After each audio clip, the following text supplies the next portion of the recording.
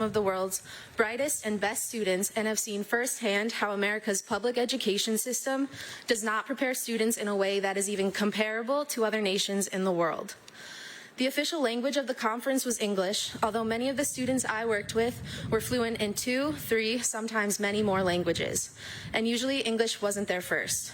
One young woman I met from Europe was paying $500 per semester to get her degree and looked faint when I told her what it cost me a year to attend a public university here in the United States. Back on campus, I see my peers stressed out about their student loans, which will burden some of them for the rest of their lives. There are countless students across America attending underfunded public school systems due to the lack of concern politicians have for providing the best education to the children of this country. One of the biggest burdens on school systems is many are funded through property taxes. I was lucky enough to grow up in a town with very high taxes and was fortunate enough to attend one of the best public school systems in my state. In 3rd grade, they even built a new elementary school. It was beautiful. It had an innovative technology and was completely modern. Just one of examples of the luxuries us 3rd graders had was the reading corner in the library, which featured a heated carpet. Being 8 years old, I saw no problem with a little extra comfort as I read a brand new book in my state-of-the-art library. But this is not the story most American students would tell today. Many children are going hungry at school because they cannot pay for lunch. Schools do not have the extra money to purchase books and supplies students so desperately need to learn. Our teachers are severely underpaid and underappreciated. There's racial inequality in schools across the nation. Special education programs are still not receiving the support they need to help students succeed.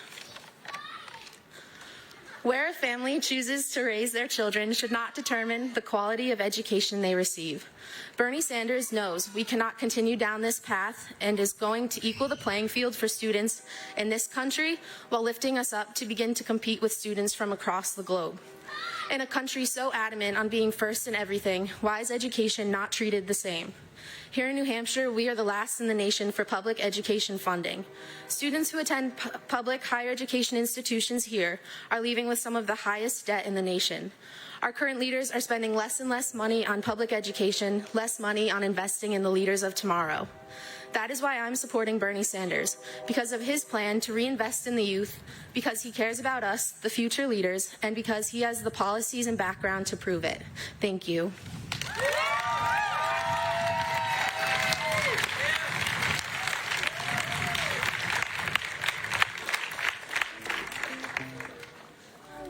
Down, down, down, down, down, down, down, down, down, down, down deep. I've got my roots down, down, down deep. I've got my roots down, down, down deep. So what are we doing here? What has been done? What are you gonna do about it when the world comes undone? My voice feels tiny, and I'm sure so does yours. Put us all together, make a mighty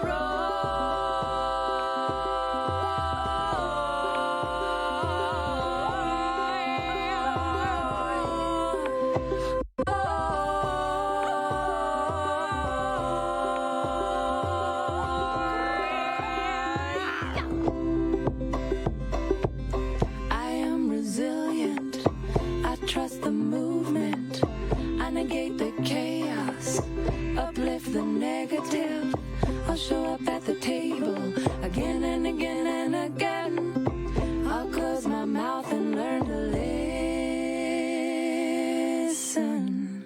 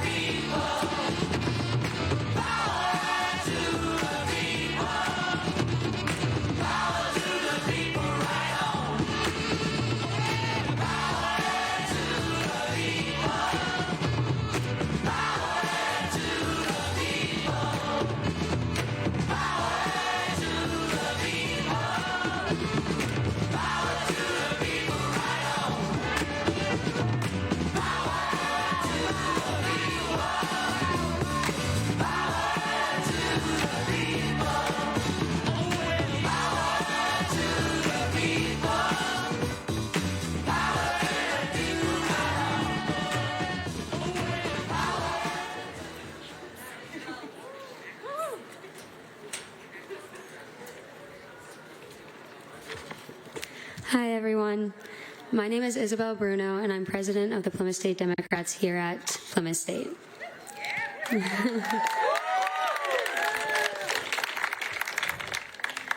During my spring semester of my sophomore year, I woke up in the morning in excruciating pain. I couldn't talk or get out of bed. The pain was so bad, my friend had to carry me out the door. I was rushed to urgent care where I got diagnosed with a kidney infection. This endeavor cost me over $100, my entire paycheck. Unfortunately, after a few days, the pain would not subside and remained unbearable. I decided to go to the hospital, and I found I was misdiagnosed and had a kidney stone. After multiple visits to the hospital during that semester, I ended up with a bill of about $6,000. For a simple kidney stone, I was shocked. I had a $6,000 medical bill on top of the thousands I already owe in student loans. This was with good health insurance. Last October, my mom lost her job, and now I do not have access to affordable health insurance. I took having good health insurance for granted. Now when I need a simple prescription, instead of being $12, it'll cost me my entire paycheck. At this point in my life, I'm more afraid of the money I'm going to spend seeking medical treatment than actually getting sick.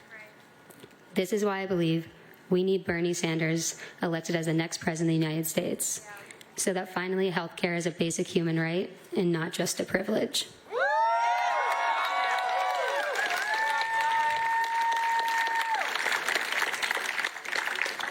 And now, it is with my greatest pleasure to introduce to you Senator Bernie Sanders.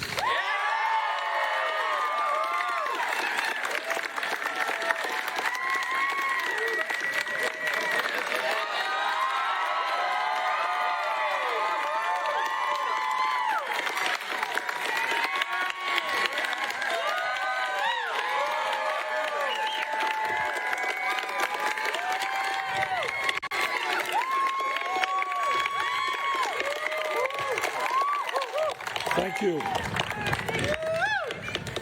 Let me thank you all for coming out on this beautiful New England fall day. I just want to begin by thanking those folks who have already spoken. That's Brendan Gill, who is thanking him for his local music, and Abigail Levy for being part of our staff, and Maddie McCluskey and Isabel Bruno for the remarks that they made. And what I want to say to you guys this morning, and I wish I almost didn't have to say this, but the future of America and maybe the future of the world rests in your hands. And if some of your friends think that politics is not important, or that they should not vote or get engaged in the political process, please tell them that they are very, very, very wrong. That the good news is that your generation, younger generation in America today, is probably the most progressive generation of young people in the history of this country. And you should be very proud of that. You are a generation of young people who are anti-racist, anti-sexist, anti-homophobic, anti-xenophobic, anti-religious bigotry. And that is a good thing. Yeah. But let me tell you what the not so good news is. Your generation, and this has been true for younger people for a very long time, votes in much lower numbers than older people. And the truth is that if your generation, say people under 30, voted at the same percentage rates as people over 65, we can transform this country. That's the simple truth. So today, what I am here to ask of you, not just for me, but for yourselves, for your kids, and for your grandchildren to come. This is an unprecedented moment in the history of our country and, in fact, in the history of modern civilization in terms of climate change. And if anybody thinks that we're going to address our problems by not engaging in the political process right now, by not standing up and fighting for justice, whether it's economic justice, social justice, racial justice, or environmental justice. If you think somebody else is going to do it for you, you are very mistaken. And the truth is that the people who own America, the people who have the billions of dollars who control our political process, who control our economy, they are hoping and praying that your generation will not be involved significantly in the political process. And in fact, you got a governor right here in New Hampshire who understands that. He's got it right. He's got it absolutely right. He knows that young people can determine the fate of politics here in New Hampshire, and that is true all over this country. And that is why he's going out of his way to make it harder for young people in New Hampshire to vote. All right? And you got to tell that governor, sorry, you're not going to stop us. We are going to vote, and we're going to help transform politics in this state and in this country.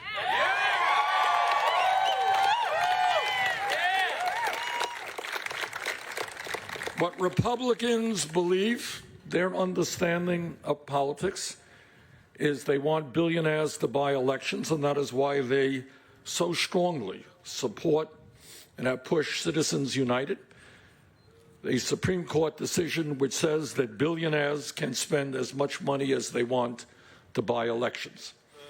And the other thing that they understand, as the governor here in New Hampshire understands, is that it is important for them to suppress the vote, make it harder for people to participate. Here in New Hampshire, they're going after young people. In other states, they're going after people of color. They're going after Native Americans. All right, because they understand that their reactionary agenda of tax breaks for billionaires and cuts to Medicare, Medicaid, education, Social Security, that's not the agenda that the American people support. So the only way they win elections is to have billionaires help them buy the elections, and then they suppress the vote so that young people and working people, lower income people, people of color, will have more difficulty in voting. And your job is to say, sorry, Governor, sorry, Republican leadership, we are going to stand up and fight for justice. We believe in the future of this country, and you're not going to stop us from participating in the political process.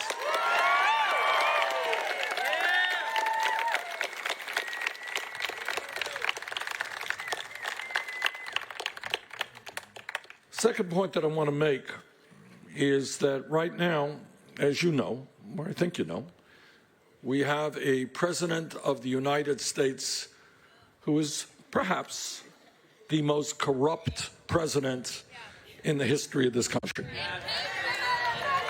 Now, in truth, there have been other corrupt presidents, and we are looking forward to seeing what the evidence brings out.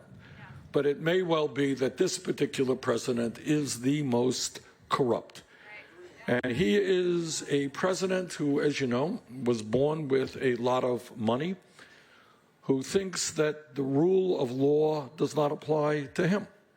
And it's an astounding fact, I don't think we talk about it enough, is when he was in the private sector, in business, he was involved in something like 3,000 lawsuits regarding his business.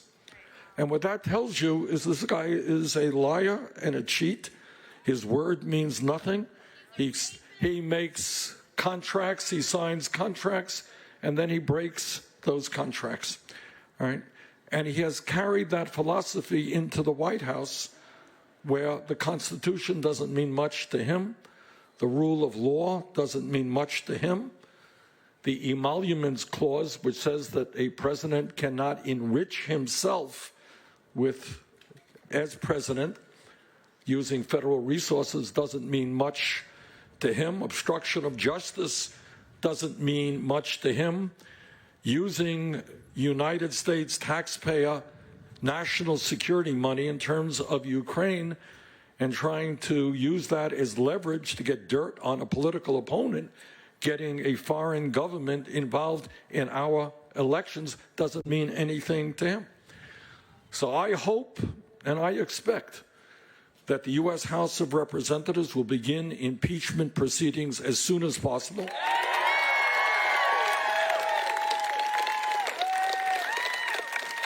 And today, as a United States Senator, I say to Mitch McConnell that as soon as those impeachment proceedings are done, let's have that trial in the United States Senate.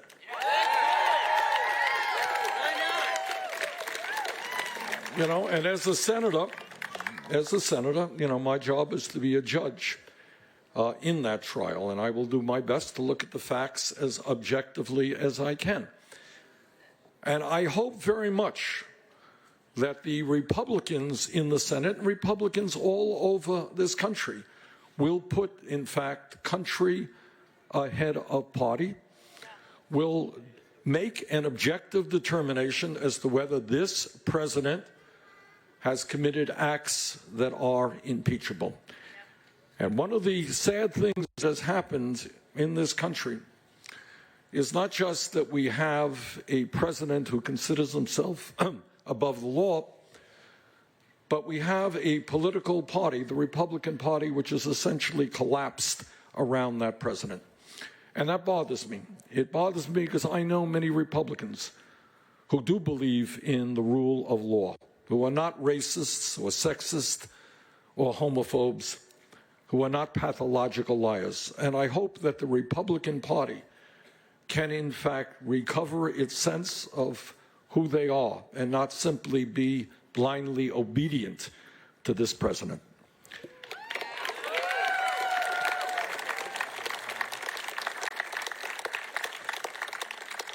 Now, this campaign, very importantly, is not just about Donald Trump. Obviously, we have got to deal with his policies, with his arrogance, with his racism, with his dishonesty. But we have got to do more. There is a saying that came from Nelson Mandela, who was one of the great heroes of the 20th century. And Mandela said, "Everything seems impossible until it is not." You all understand what that means? Everything seems impossible until it is not. And what that means is we live in a culture where you are told every single day not to think big, not to have a bold vision for the future of this country, not to have a vision which calls for justice, because that's too radical. Think small, because that's all that you can accomplish. And what I'm here to beg of you today is not to think small, but to think big.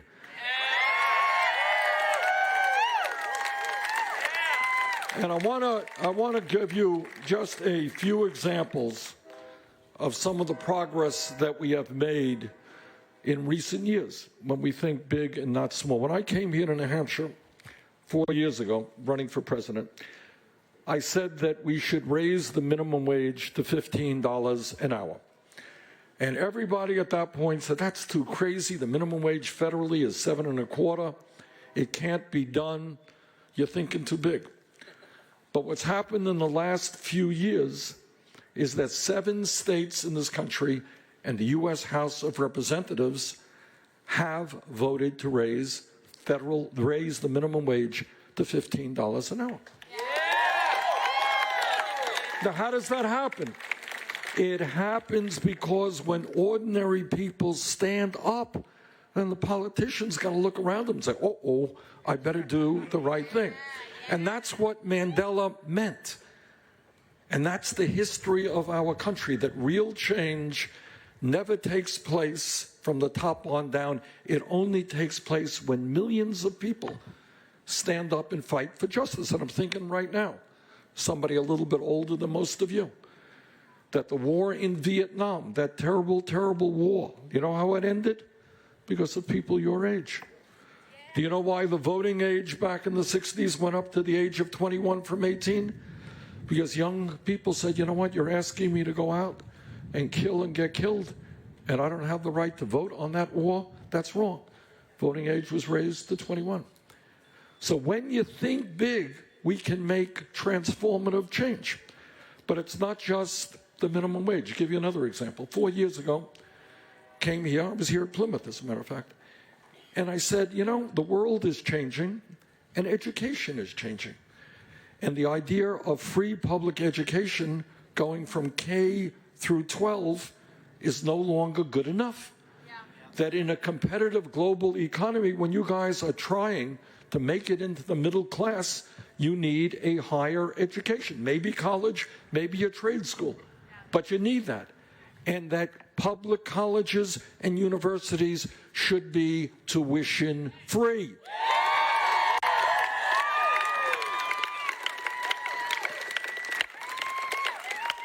Now, 4 years ago, that was a radical idea.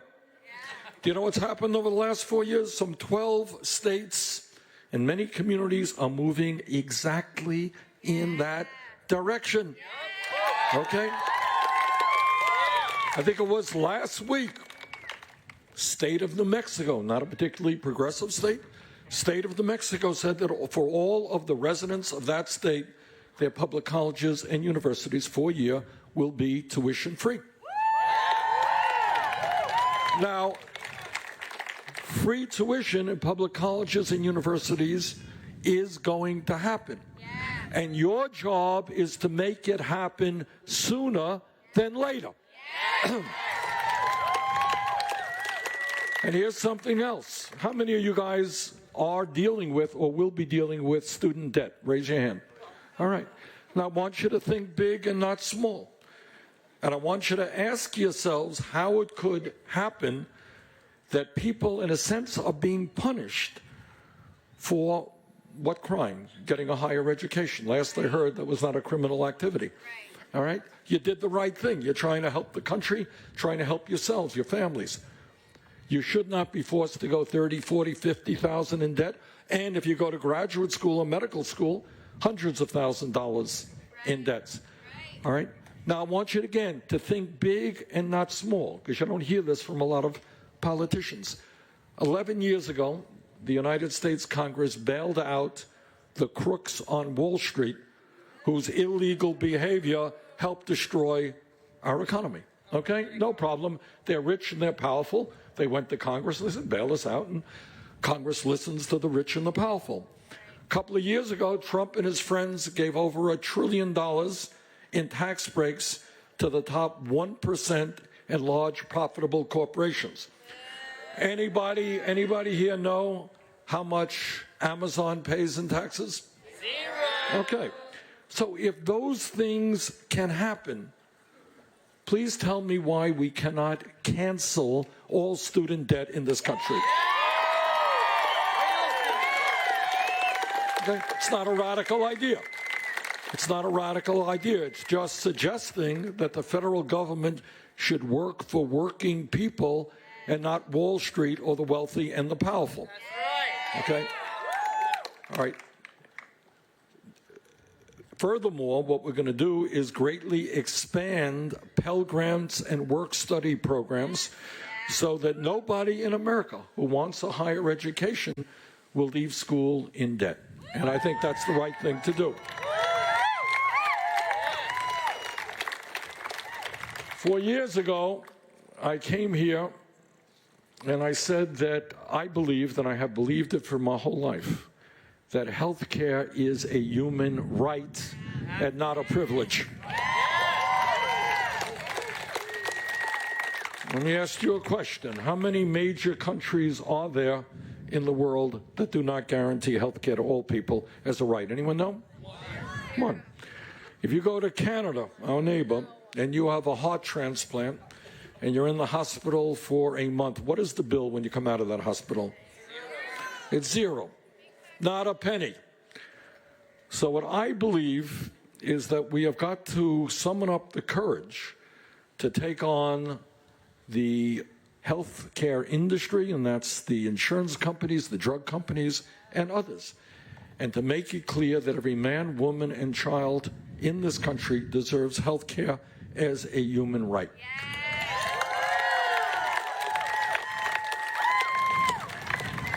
And what I want you all to understand is the nature, the dysfunctionality of the current system. In America today, we spend twice as much per person on health care as do the people of any other country. So it's like I buy a car for $50,000, you buy a car for $25,000, and your car works better than my car. We are spending almost $11,000 per person, every man, woman, and child.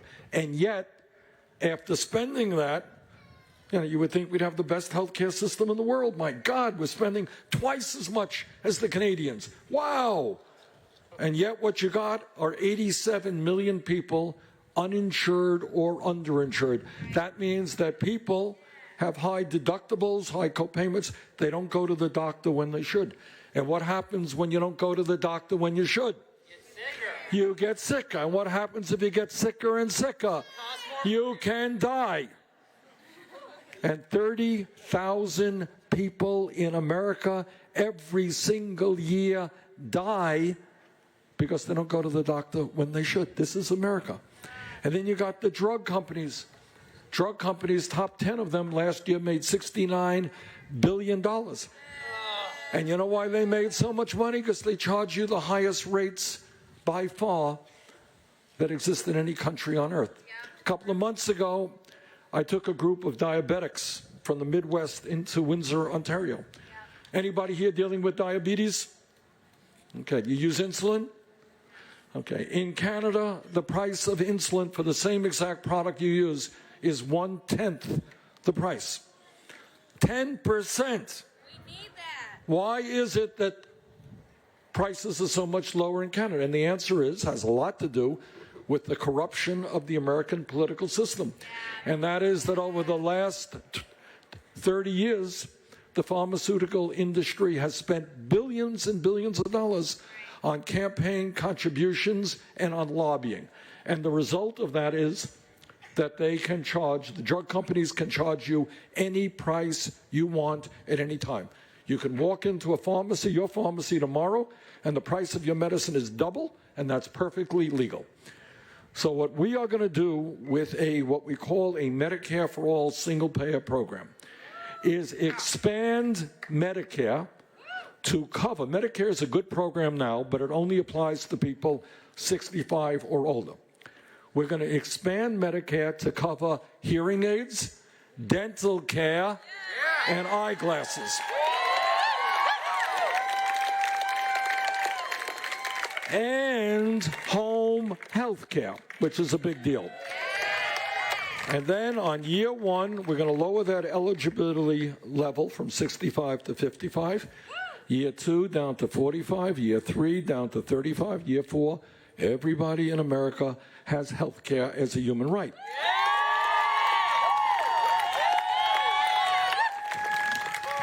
And what that means, what does it mean? What does that mean? It means no more premiums, not for you or your employer. It means no more co-payments. It means no more deductibles and out-of-pocket expenses. That means you go to any doctor you want, you don't take out your wallet, you don't take out your credit card. Do you think that that is a radical idea? No. That's the point that I want you to make. It exists in Canada. It exists in countries all over the world. Our approach toward healthcare is radical and extreme. Our approach toward healthcare, think about this, creates a situation where 500,000 people a year go bankrupt because of medical bills. Go bankrupt because of medical bills. Think about the obscenity and the cruelty of people who have to deal with cancer or Alzheimer's or heart disease. And then not only do they have to deal with the terrible illnesses they are confronting, then they got to deal with huge medical bills. We are the only major country on earth that allows that to take place. So what our job is to have the courage to take on the healthcare industry, which made $100 billion in profit last year. And by the way, but you'll be seeing it exists in Iowa, I'm sure it'll be here in New Hampshire pretty soon, is all kinds of ads telling you how terrible Medicare for All is. how terrible Bernie Sanders is and all that stuff, but understand who is paying for those ads. Understand what this struggle is about. Nobody can defend the current healthcare system where we spend so much and we get so little. What this struggle is about is the healthcare industry has unlimited sums of money to fight to maintain their $100 billion a year in profits. That's all that this is about. They are doing phenomenally well. Insurance profits, very, very high. Drug companies every year make record-breaking profits. They are doing well, but the American people are not doing so well. Our job is to come together and tell this healthcare industry enough is enough. We are going to move to Medicare for all.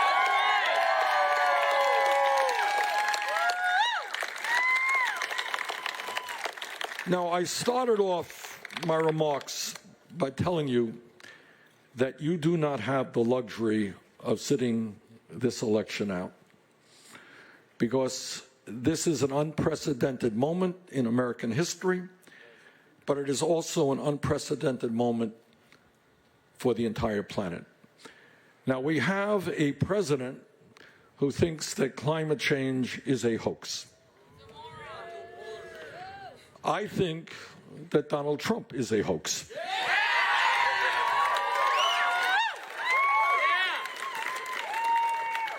And let me assure you that as President of the United States, I will be listening to the scientists and not the fossil fuel industry.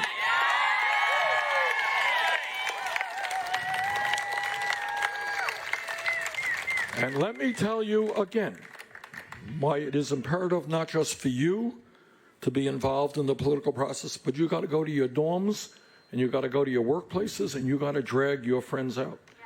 Because, my friends, we are fighting for the future of this planet. That's what we're fighting for. I'm happy to tell you that as someone who listens to the scientists, and what the scientists have told us is not only that climate change is real, unlike Donald Trump, we understand that, not only that it is already causing devastating problems and that it is created by human conditions and carbon emissions, but what the scientists are telling us is that we have fewer than 12 years in order to transform our energy system away from fossil fuel to energy efficiency, or else there will be irreparable damage done in our country and around the world. And anybody with eyes to see, and anybody who has eyes to read, understands what is happening right now. We are looking at rising sea levels, which, if we do not act boldly internationally, will only get worse. That means major cities in America will soon be partially underwater. It means that salt water will be running over agricultural areas, making it harder for farmers to grow crops, impacting aquifers and our drinking water. It means that we're going to see more and more droughts. I was out in a town called Paradise, California. Does that mean anything to anybody? You all know what happened in Paradise a couple of years ago? I was there a couple of months ago, and it was unbelievable. This is a town of 26,000 people, small town, California. 86 people died in that terrible fire. Some 18,000 structures were destroyed or damaged, and the recovery will cost about $14 billion in one small town, ravaged by this uncontrollable fire. Talk to people who thought they were going to die in the midst of what was like an apocalypse in their community. So you're looking at drought not only in the United States, you're not only looking at forest fires, we're talking right now in Bolivia, a major forest fire. You're looking at drought recently in Australia, in Europe, Pakistan, India, all over the world. And when people are living in a drought, they can't grow their crops, they can't find drinking water, they're going to migrate, which causes national security and issues where people are moving into other people's territory. You're looking at more human disease. So we are fighting for the future of the planet, and I'm very proud to tell you that I am the only candidate running for president who has listened to the scientists, in the sense that I have introduced a comprehensive climate change proposal which does what the scientists want and moves this country away from fossil fuel as quickly as humanly possible.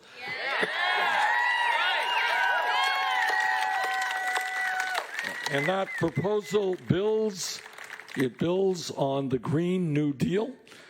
And in doing that, we create up to 20 million new jobs. In terms of retrofitting our buildings here in New England, we have a whole lot of older buildings which waste energy. We're going to convert our transportation system to electrify our transportation system. We're going to invest very, very significantly in wind, solar, and other sustainable energies. So we are fighting for the future of the planet, and I look forward to standing with you to help not only transform this country, but lead the world, because this is a global problem. And my hope is to be able to tell countries all over the world that instead of, as a planet, spending $1.5 trillion a year on weapons of destruction, let us pool our resources and combat our common enemy, which is climate change.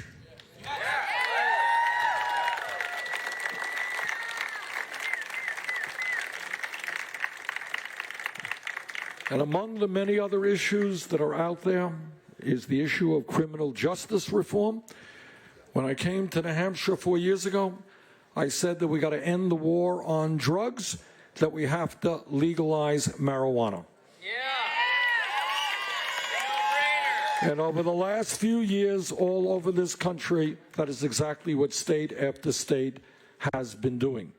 And in my view, at a time when you have corporations selling marijuana, we should expunge the records of those people who possess marijuana. Just out of curiosity, because I asked this many places around the country, how many folks here know people who are arrested for possession of marijuana? Yeah, okay. Okay. All right. So, I think that when so many states are legalizing marijuana, well, we got to move the federal government in that direction. We're going to expunge your records. How's that? All right. There you go. Okay. And there are a lot of other issues that are out there. This criminal justice issue is huge, and that means dealing with the fact that we have more people in jail than any other country. Disproportionately African American, Latino, Native American. We have an immigration system which is completely broken. We got a president who wants to demonize immigrants. Well, we are going to go in a very different direction. Not only are we going to end the demonization, we're going to move toward comprehensive immigration reform and a path towards citizenship for all 11 million undocumented.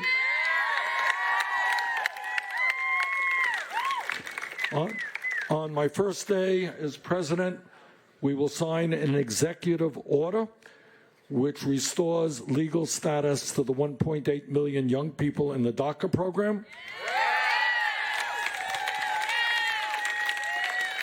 And we will also develop a humane border policy,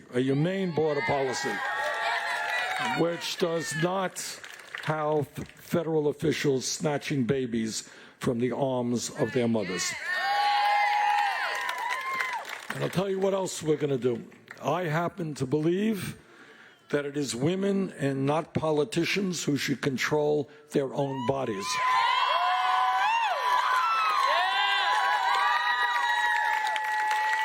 And my promise to you is that I will never appoint or nominate somebody to the Supreme Court who is not 100% in favor of Roe v. Wade.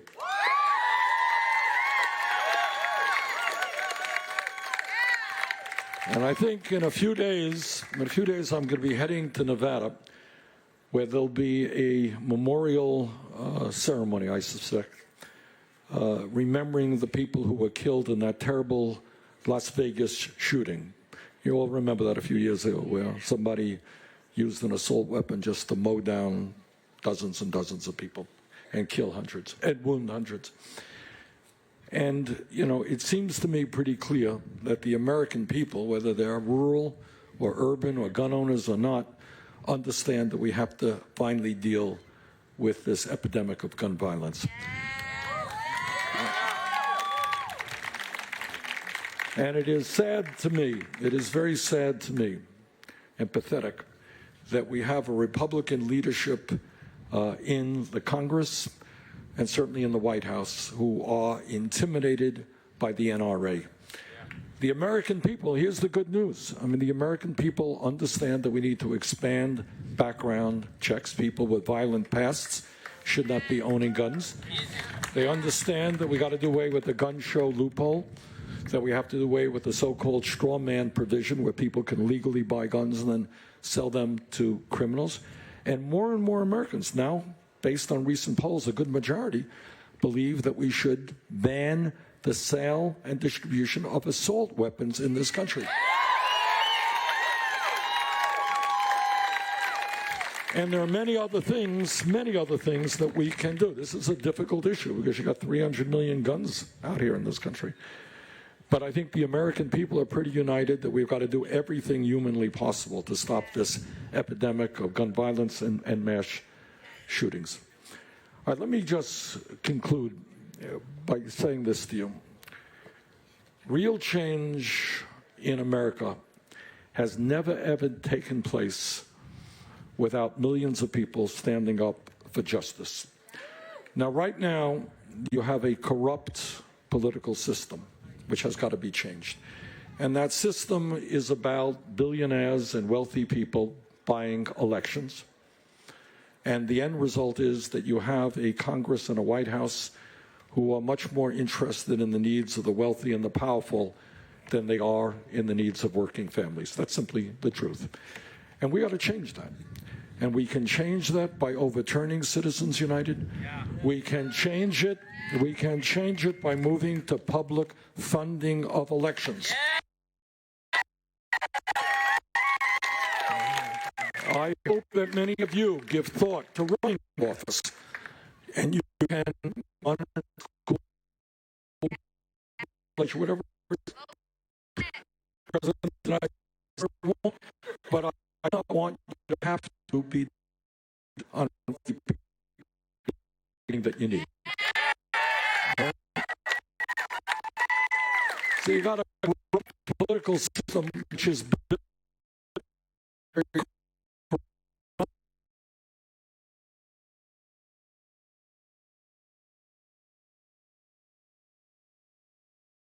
America we have since the 1920s. Now, I want you to think about this. Today in America, you got 3 people who own more wealth than about half of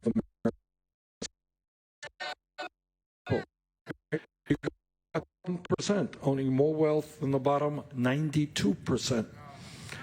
You got here in New Hampshire and in Vermont, you got people working 2 or 3 jobs, and yet 49% of all new income goes to the top 1%. In the last, the 1% has seen a $81 trillion in about half of America has seen a decline in their wealth. So what we need is to tackle a corrupt political system to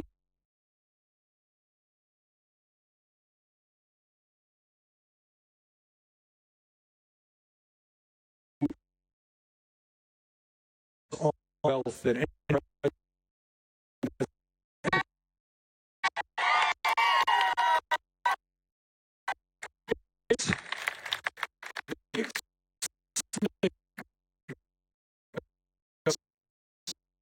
whose major corporation Amazon, by the way, paid nothing in federal taxes, income taxes last year, while making $10